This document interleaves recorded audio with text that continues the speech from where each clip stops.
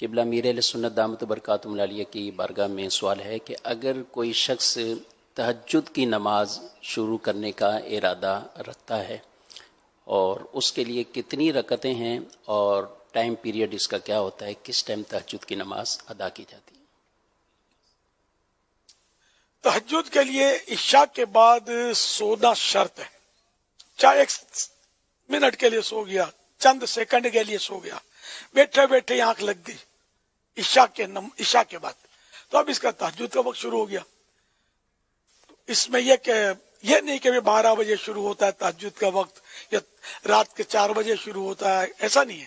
بس جب بھی سویا. اب آج کل جیسے ہمارے یہاں 8:15 بجے عشاء کی جماعت ہے، فرض نماز پڑھ کر ہی بیٹھے بیٹھے اس کو اونگ آ گئی، 2-4 جھٹکے مارے اور سو گیا تھا، اس کے تہجد کا وقت شروع ہو گیا. اب رات میں جب بھی نفل پڑھے گا تو وہ تہجد کہلائیں گے. صلاۃ اللیل میں یہ جو نوافل ہے رات کے، بلکہ سارے نوافل میں تہجد سب سے افضل ہے. اور بہتر یہ کہ وتر تہجد پڑھ کر بعد میں پڑھے، لیٹ نائٹ. ٹھیک ہے، تو اس میں جبکہ جاگنے پر قدرت رکھتا ہو تو وتر رکھ دے، باقی آخر میں پڑھے. ورنہ پھر یہ کہ اگر خطرہ ہے کہ اٹھے گا ہی نہیں تو پھر وتر بھلے پہلے سے پڑھ لے، یہ بھی افضل ہے. اگر تہجد پڑھتا بھی ہے، اٹھ بھی جاتا ہے، کوئی مسئلہ نہیں اس کے لیے، پھر بھی وتر اگر وہ جلدی پڑھنا چاہتا ہے تب بھی کوئی حرج نہیں ہے، ثواب اس میں زیادہ ہے جو میں نے بتایا. واللہ تعالی اعلم. اچھا، کتنی رکعتیں ہیں؟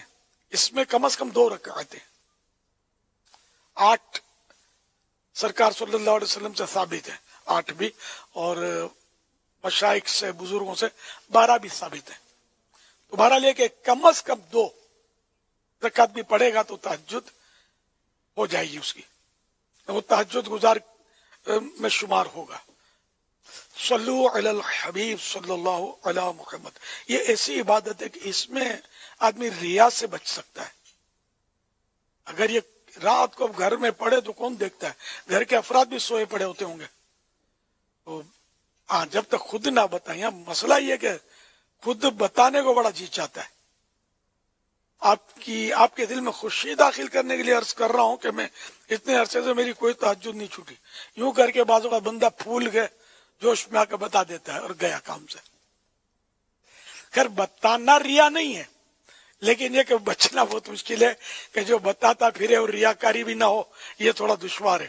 ہاں کوئی ایسا پیشوا ہے، استاد ہے، اور اس کی 100% یہ نیت ہے بتانے میں کہ تاکہ میرے شاگرد یا میرے مرید یا میرے ماتحت جو ہیں یہ بھی تہجد کا ان کو شوق بڑھے گا کہ یہ میری پیروی کرنے کے حریص ہیں، اور اس طرح اس کا دل بھی کنٹرول میں ہے کہ ریا میں نہیں پڑھ رہا اور 100% یہ نیت ہے، تو بتانے میں اس کو ثواب ملے گا.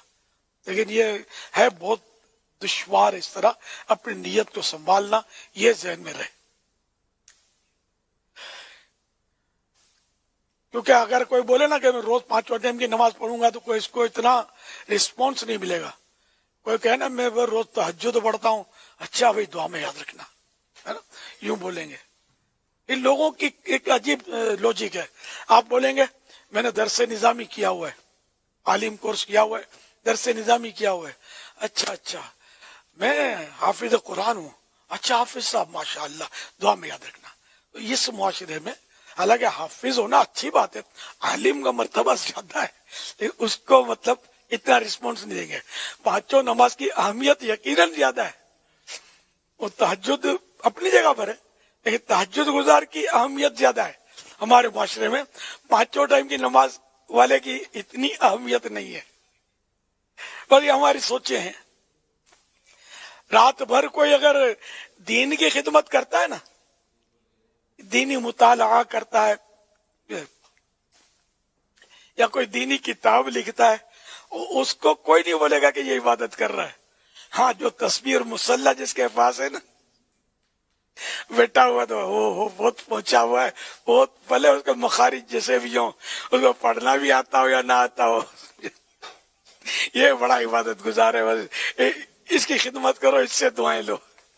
اگرچہ جو صحیح عبادت کرتا ہے رات کو بے شک وہ عبادت گزار ہے، لیکن میں عوام کی سوچ بتا رہا ہوں کہ وہ جو اصل مال ہے نا اس پر توجہ نہیں ہوتی، کہ جو علم دین ہے یہ ظاہر ہے یہ عام عبادتوں سے تو نوافل اور اس سے سب سے افضل ترین عمل ہے، علم دین حاصل کرنا، اس کو عام کرنا وغیرہ، اس کے اپنے فضائل ہیں، اس پر آدمی کی توجہ نہیں، بلکہ اس سے تو روکنے والے ڈھیر سارے ملیں گے، نعوذ باللہ، کہ مولوی بنے گا تو بھوکا مر جائے گا، معاذ اللہ ثم معاذ اللہ، جیسے کہنے والا خود سب کو پالتا ہے نا، تو اس لیے یہ مولوی کو رزق نہیں دے گا، سمجھے؟ ایسی عجیب عجیب تصورات ہیں لوگوں کے، علم سے تو انسان بنتا ہے، باقی تو اب بزرگوں کے تو اقوال ہیں کہ عالم ہی انسان ہے، سمجھ میں بھی آتا ہے، ورنہ جو وہ علم نہیں ہوتا تو انجان و اندھا برابر ہے، حضرت فرماتے ہیں، وہ اندھوں کی طرح کام کرتا ہے، بھلے ظاہری آنکھیں کھلی ہیں تو کیا ہوا؟ اللہ پاک علم دین بھی نصیب کرے، تہجد گزار بھی ہمیں بنائے، اور نفلی عبادت کی بھی سعادت بخشے، اور فرائض میں کوتاہی اور غفلت سے بھی ہماری حفاظت فرمائے۔ صلو علی الحبیب صلی اللہ علی محمد۔